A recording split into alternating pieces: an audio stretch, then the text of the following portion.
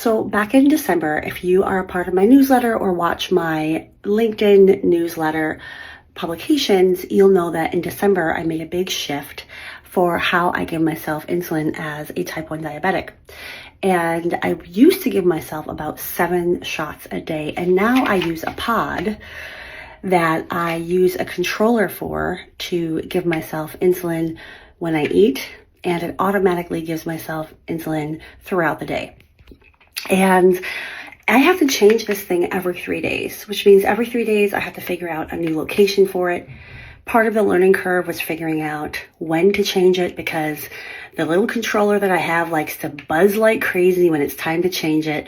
So there's like logistical things that I have to think about as it relates to this. And that's just part of my day now, every 3 days. And it's just part of the process of change. As a speaker, now I haven't had any new gigs in person since I've got this pod. And one of the things as a speaker that I think about is that the pod makes noise sometimes. And so I have to figure out logistically, like, oh, how do I 100% or try to 100% guarantee that the thing won't make noise while I'm on stage? The other thing I have to consider is if I'm going to get into a hot tub. I need to have the pod in a place where it won't go into the hot tub because it will cook the actual insulin.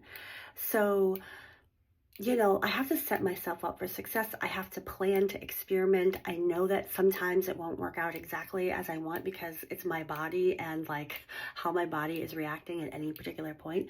Who knows? But as a speaker, you really have to think about a lot of different things so that the experience for the audience is amazing. So what you just heard in that last video was actually the clicking that happens when I set up a new pod. So you can see it made some noise.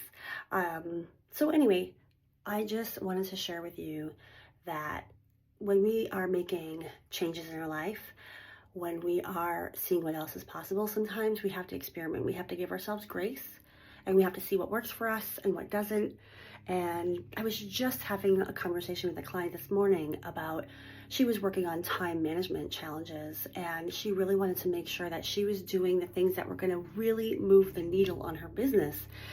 And so we talked about experimenting with different ways of looking at the to-do list, experimenting with different ways of looking at your boundaries so that you can be really maximizing your time and your impact in your job.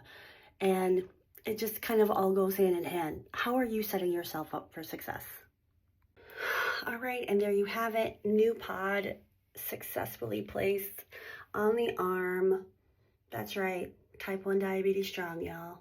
Have an awesome day.